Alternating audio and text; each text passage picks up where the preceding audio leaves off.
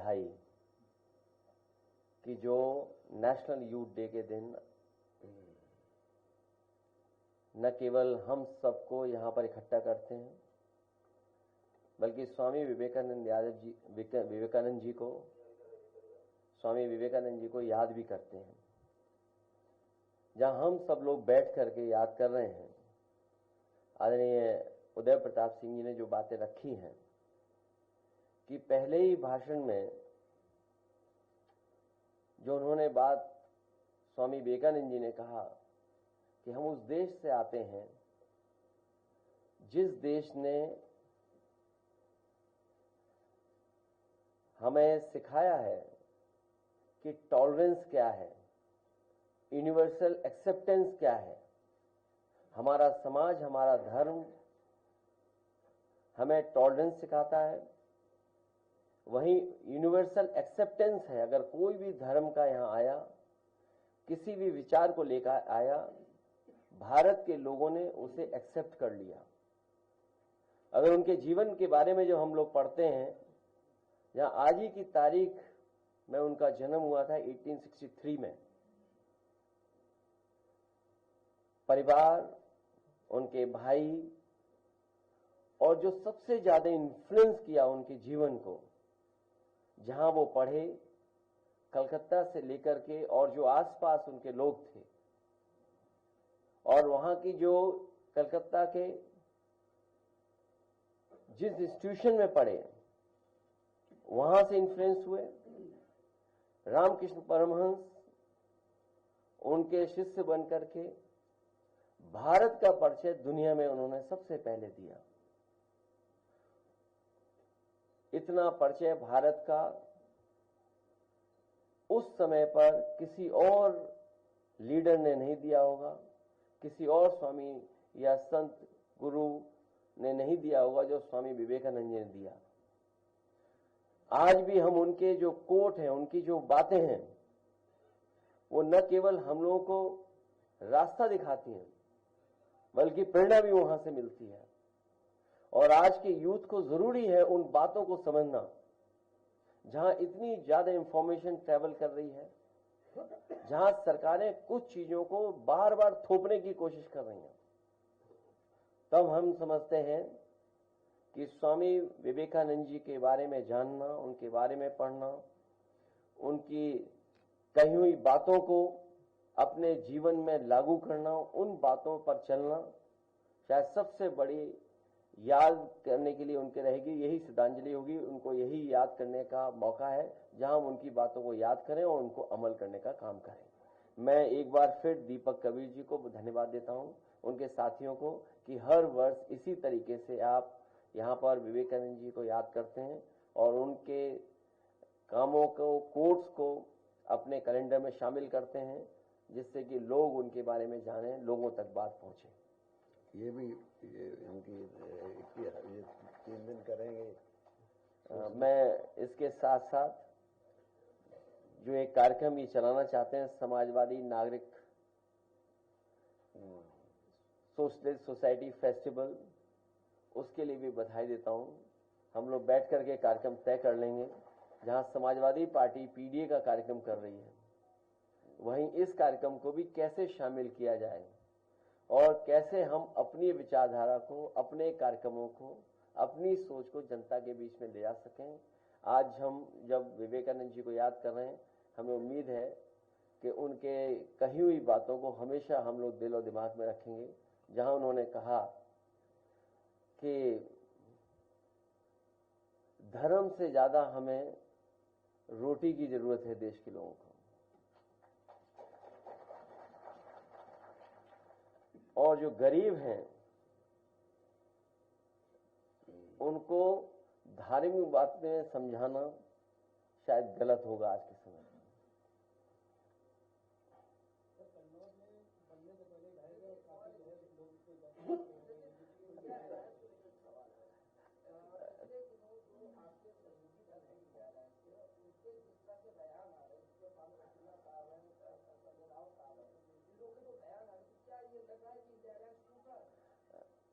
मैं कन्नौज में जो घटना हुई है,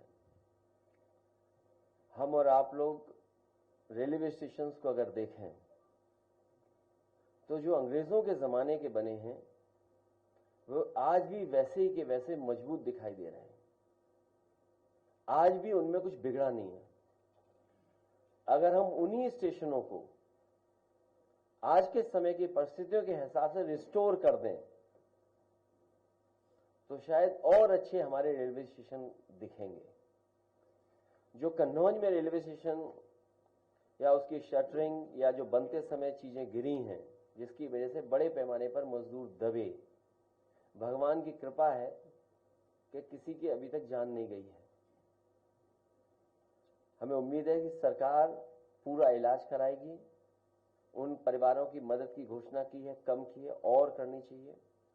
साथ ही साथ सरकार को यह भी देखना चाहिए कि आखिरकार ठेके में कौन लोग शामिल थे। ये उत्तर प्रदेश में नई संस्कृति शुरू हुई है जहां ठेके को आउटसोर्स और फिर आउटसोर्स और फिर बीजेपी के नेताओं का दबाव।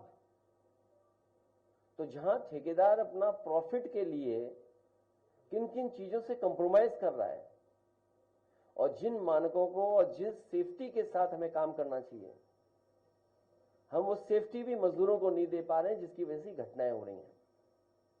कन्नौज में जो रेलवे स्टेशन पे कार्य हुआ है और जो गिरा है, किसी न किसी बड़ी संस्था के स्ट्रक्चर इंजीनियर से पुनः जांच होनी चाहिए और एक स्ट्रक्चर इंजीनियर के निगरानी में ही आगे काम हो। क्योंकि सुनने में ये आ रहा है जो क्वालिटी सीमेंट की, जो क्वालिटी सरिया की, जो क्वालिटी होनी चाहिए थी वो नहीं है। दिखने में छोटा दिख रहा है ठेका, लेकिन सब कामों को मिला लोगे तो न जाने कितना बड़ा ठेका था। ठेके को तोड़ तोड़ करके छोटा बनाना, उसमें खेल करना, ये बीजेपी की नई संस्कृति है। भ्रष्टाचार इतना कभी नहीं हुआ होगा जितना इनकी सरकार में भ्रष्टाचार हो रहा है। दूसरा, जो इंडिया गठबंधन का सवाल पूछा है, इंडिया गठबंधन वैसा ही इंटैक्ट है। जो इंडिया गठबंधन शुरुआती दौर में जहां से बनना शुरू हुआ था कि वो रीजनल पार्टीज जो भारतीय जनता पार्टी का मुकाबला कर सकें, उन्हीं का साथ देना, उन्हीं के साथ खड़े दिखना है।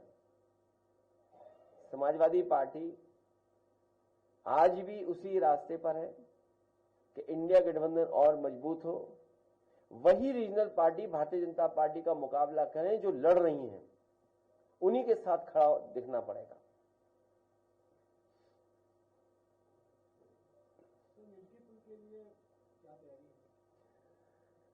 मिल्कीपुर की पूरी तैयारी है। अयोध्या का चुनाव भारतीय जनता पार्टी फिर एक बार हारेगी। इसलिए हारेगी कि कई अखबार, टीवी चैनल यही कह रहे हैं कि समीकरण तो समाजवादी पार्टी के पक्ष में ही है। जब टीवी चैनल, अखबार बोलने लगे, मैं आपसे भी कहूंगा कि ऐसा मत न्यूज चलाइए। इसलिए न्यूज मत चलाइए क्योंकि बीजेपी पुलिस लगा देगी। मेरी आपसे हाथ जोड़ के निवेदन है कि 7 चुनाव तो लूटे उन्होंने, इसीलिए सुप्रीम कोर्ट में भी बात चली गई है और इलेक्शन कमीशन ने भी वो डिजिटल जो रिकॉर्डिंग्स हैं, डिजिटल जो चीजें उनको देने मना कर दिया। वो इसीलिए क्योंकि एक ही मशीन पर बार बार पुलिस के लोगों ने बटन दबाई थी। अगर आपको याद हो, इसी हॉल में मैंने कहा था कि अगर फॉरेंसिक जांच हो मशीनों की बटन की तो आपको जानकारी हो जाएगी कि एक ही व्यक्ति ने बटन दबाई होगी। और हमने आपने वो तस्वीरें भी देखी, वो वीडियो देखा जहां पुलिस का एक अधिकारी महिलाओं को रोक रहा था, लेकिन महिलाएं डरी नहीं थी। वो बहादुर महिलाएं वोट डालने के लिए लगातार उन पुलिस वालों से लड़ रही थी। आप बोले ना बोले, हालांकि बहुत सी जगह आप लोग नहीं बोलते हैं, कोई बात नहीं, लेकिन आप भी सच्चाई जानते हैं कि कितना दबाव था अधिकारियों पर। जो अधिकारी बेईमानी कर रहे थे, वो अधिकारी कह रहे थे हम क्या करें, मजबूरी है। तो मिल्कीपुर का चुनाव जनता समाजवादियों को जिताने जा रही है। बस आपसे निवेदन है कि आप हमारी बड़ाई मत करना। 5 मंत्रियों को लगाई गई है ड्यूटी वहां पर, अभी 5 मंत्री अगर आप विभाग देखोगे उन मंत्रियों का, वो सब लूटने वाले लोग हैं, विभाग लूटे हैं। आप बताइए किस विभाग में नहीं आ रही हैं शिकायतें? किस विभाग में शिकायतें नहीं?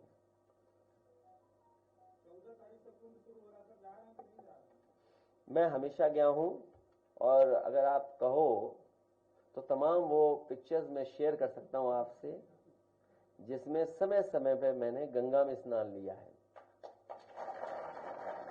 कम से कम वो भी शेयर करें जो दूसरों को कह रहे हैं कि गंगा में नहाओ। और कुंभ में जाने की जो परंपरा है, वो कई मायनों में कई तरीके से परंपराएं हैं। कुछ लोग गंगा स्नान इसलिए करने जाते हैं पुण्य के लिए, कुछ दान के लिए जाते हैं, और कुछ लोग जो पाप करते हैं अपने पाप धोने जाते हैं। तो हम लोग पुण्य के लिए जाएंगे और दान के लिए जाएंगे।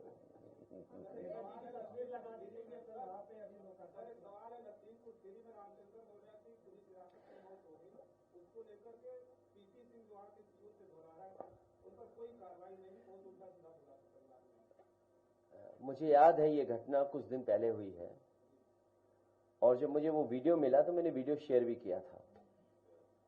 एक पुलिस अधिकारी इस तरह की भाषा नहीं बोल सकता। ये वही जिला है जिस जिले में एक विधायक जी को ठोका गया था, और किसने पीटा था? ये पीडीए परिवार के साथ इसी तरह का व्यवहार इस सरकार में बहुत दिनों से हो रहा है। ये पीडीए परिवार के लोग बहुत अपमानित हो रहे हैं। इसलिए मैंने ये भी कहा कि पीड़ित, दुखी, अपमानित लोग पीडीए के साथ खड़े दिखाई दे रहे हैं।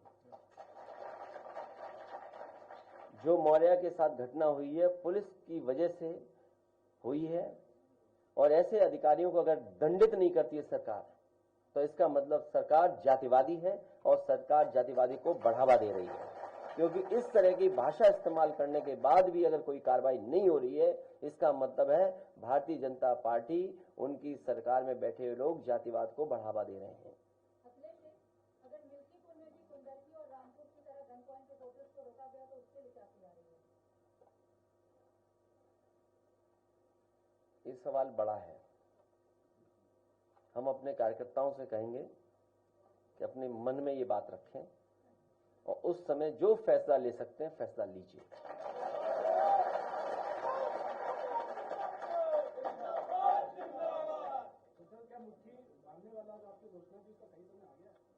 क्यों विवेकानंद जी जयंती के दिन भी आज आप इधर उधर जा घूम रहे हो? स्वामी विवेकानंद जी के बारे में आप भी पढ़ें, हम भी पढ़ें, आप भी उनकी अच्छी बातों को माने, हम लोग भी उनकी अच्छी बातों को माने। और जो धर्म का रास्ता उन्होंने दिखाया, जो समय समय पर दुनिया में उन्होंने जिस बात को रखा, पहली बार भारत का और हमारे हेरिटेज का, हमारे रिचुअल्स का, हमारी परंपराओं का, हमारे धर्म का जो प्रचार उन्होंने किया, शायद वैसा कोई नहीं कर पाया। वेस्टर्न वर्ल्ड में हमारी आपका परिचय देने वाले स्वामी विवेकानंद जी को आज हम लोग याद करते हैं, जो उन्होंने धर्म का रास्ता बताया कि जो हमारा भारत ये है कि सबको एक्सेप्ट करता है, और टॉलरेंस है उनके अंदर, हमारे लोगों के अंदर। लेकिन आज के लोगों को देखें, टॉलरेंस नाम की कोई चीज ही नहीं उनके अंदर, और एक्सेप्टेंस तो भूल जाइए, किसी चीज को एक्सेप्ट ही नहीं कर सकते। अगर कहीं कमी भी है वो भी एक्सेप्ट नहीं कर सकते। बहुत धन्यवाद हमारे प्रेस के साथियों का।